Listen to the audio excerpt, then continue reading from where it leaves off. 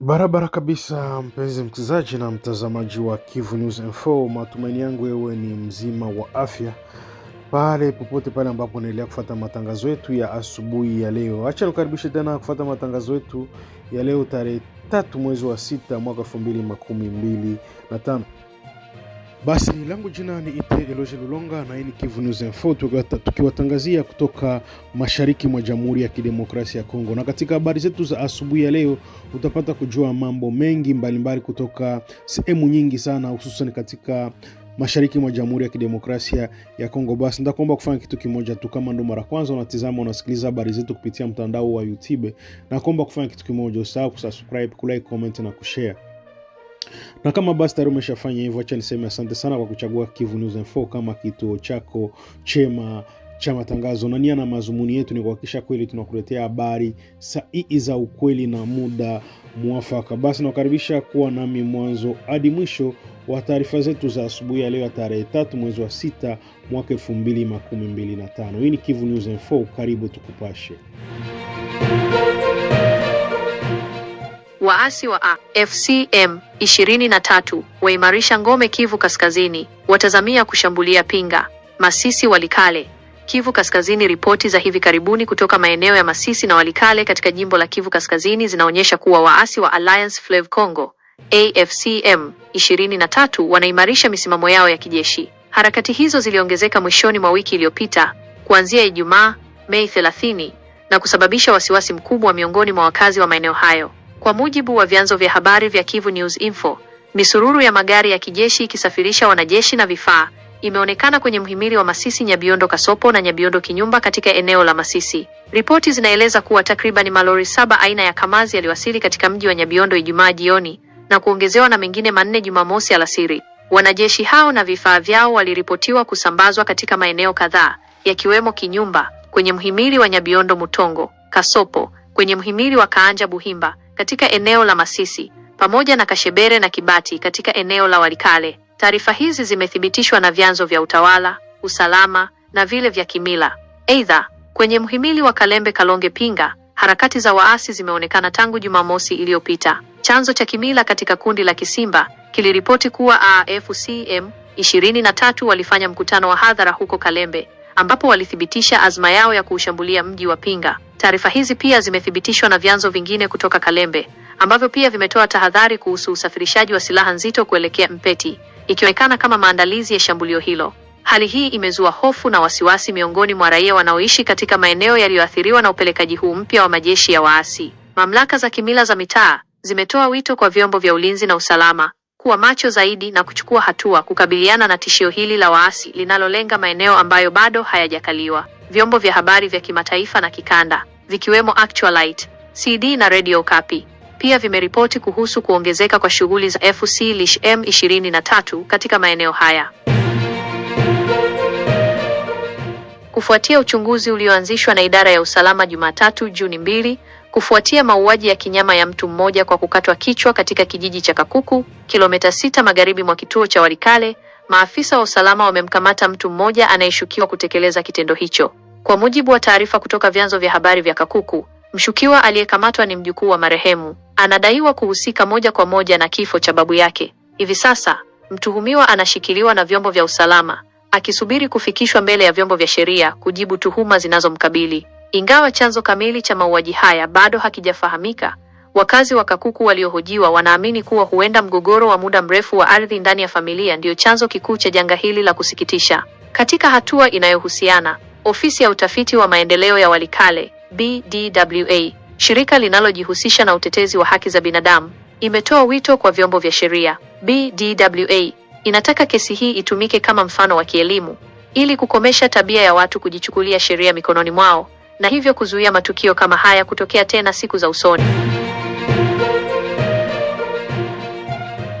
Wazalendo wa Maniema wakataa hongo kutoka M23 AFC inayoungwa mkono na Rwanda. Habari za kuvutia zimetufikia kutoka mkoani Maniema nchini DRC, zikionyesha kitendo cha ushujaa wa kweli mbele ya ufisadi ulioingiza hii. Muungano wa kabila M23 na AFC unaoungwa mkono na Rwanda unaripotiwa kujaribu kuwahonga wazalendo wa Maniema kwa kiasi cha dola 200,000 ili wawaruhusu kupita bila kizuizi. Hata hivyo, wazalendo wa Maniema wamekataa katakata ofa hiyo, wakisisitiza kauli mbiu yao isiyoyumbayumba: wazalendo hawauzwi. Kitendo hiki kinatuma ujumbe mzito kwamba utiifu wao kwa nchi yao hauwezi kununuliwa kwa pesa. Kukataa hongo hii kunaonyesha uzalendo mkubwa na uadilifu wa wapiganaji hawa wanaolinda maslahi ya Jamhuri ya Kidemokrasia ya Kongo. Ni mfano dhahiri wa ujasiri na msimamo thabiti dhidi ya majaribio ya kuyumbisha amani na usalama wa nchi.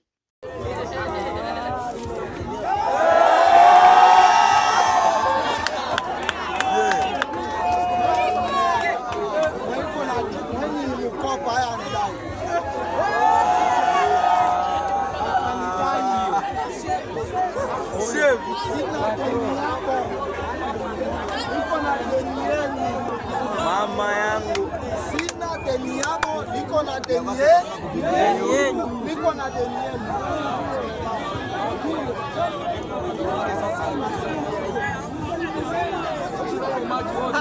tuko nyuma yako, ndio yeko patro.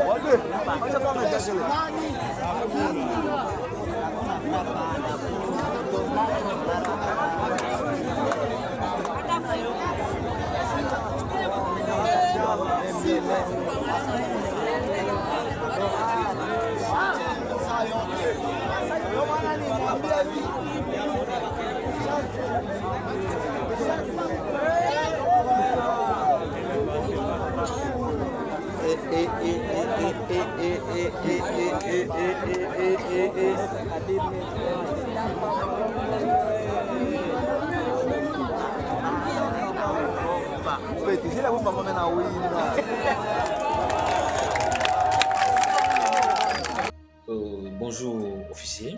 Bonjour, bonjour, monsieur le journaliste. Je vais présenter votre nom ainsi que toutes vos qualités. Ok, je réponds au nom de monsieur le colonel Longembo Okitaki Ondopoy Faustin, le chef d'état-major général de la RAD, coordination de la province du Maniema.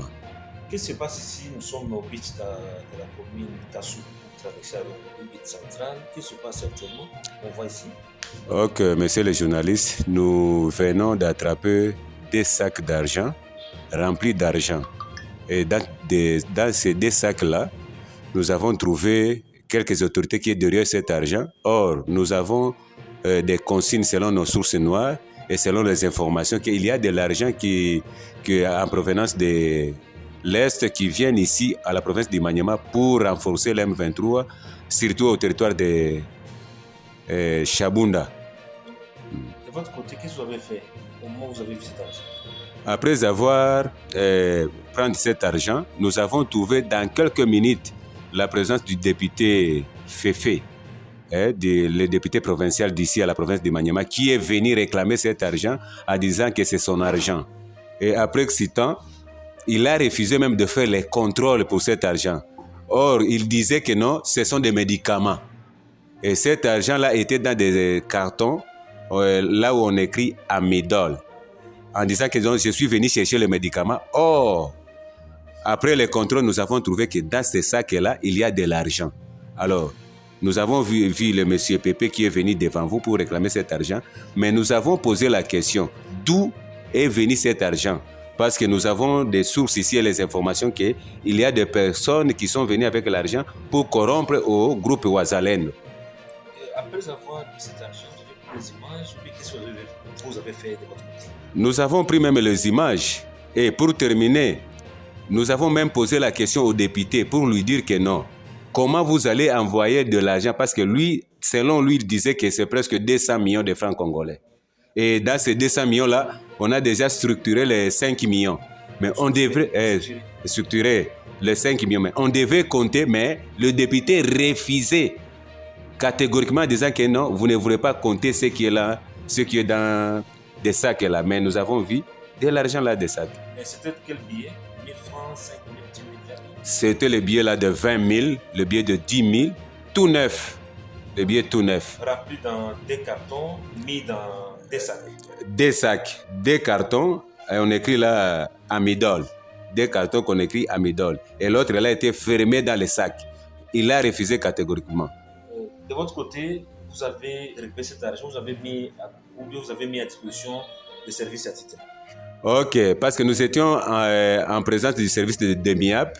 Et lorsque le général, notre responsable, notre coordonnateur provincial était venu, on avait dit et jugé que cet argent soit présenté au niveau de l'FRDC, de la RAD. Qui? Le général-major Amani Ouseni Josué, dit Saddam. Vous travaillez du côté du chef de l'État ou vous travaillez de quel côté? Nous travaillons aux côtés du chef de l'État parce que, avec l'ordonnance de loi présidentielle, donc, nous sommes soumis et régis au règlement militaire. Merci beaucoup. Oui, aéroport, on apprend encore hier dimanche, il y avait aussi une interception là-bas. Mais pour terminer, nous regrettons, messieurs les journalistes. Lorsque cet argent était arrivé au niveau de Luama, le gouverneur provincial du Maniema, avec Kabankoubi, son excellence monsieur le gouverneur Kabankoubi, avait appelé les commandants région d'ici à la province du Maniema pour que cet argent soit revenir dans sa maison. Et puis, en venant avec cet argent, en cours de route, il a refusé la présence du général-major dans sa résidence. Le général-major Aman Hussein Josué, le coordonnateur professeur de la RAD. Il a refusé en disant chez le colonel que non, je refuse la présence du général. Et puis nous avons posé encore la question. Comment se fait-il quelqu'un qui a trouvé l'argent, qui ne se présente pas au niveau du gouverneur et qui doit présenter maintenant les rapports? Et puis notre souci était de compter cet argent de zéro jusqu'au chiffre qu'il a dit, non, c'est plus que de 200 millions, selon lui. Nous apprenons que le gouverneur ne veut pas votre présence à Kindu, tant que c'est vous qui traquez les gens qui cherchent à semer terrain de désolation. Exactement, c'est ça, messieurs les journalistes. Depuis que nous sommes venus ici, je dois vous dire, nous sommes 3 mois. Même la présence des gouverneurs pour nous saluer, c'est autre problème. Même pour nous donner même bonjour, soit à manger, c'est toujours des problèmes. C'est pour cela, on ne sait pas qu'est-ce que nous avons fait, ou bien nous de la RAD. Et d'ailleurs, son porte-parole du gouvernement avait dit que non, il ne connaît pas la RAD. Lui, il est seulement là-bas pour supporter les groupes armés. Et voilà, c'est à ce niveau-là, jusqu'aux preuves du contraire. Tant que c'est la RAD que... Or, c'est la RAD qui a l'ordonnance de loi présidentielle.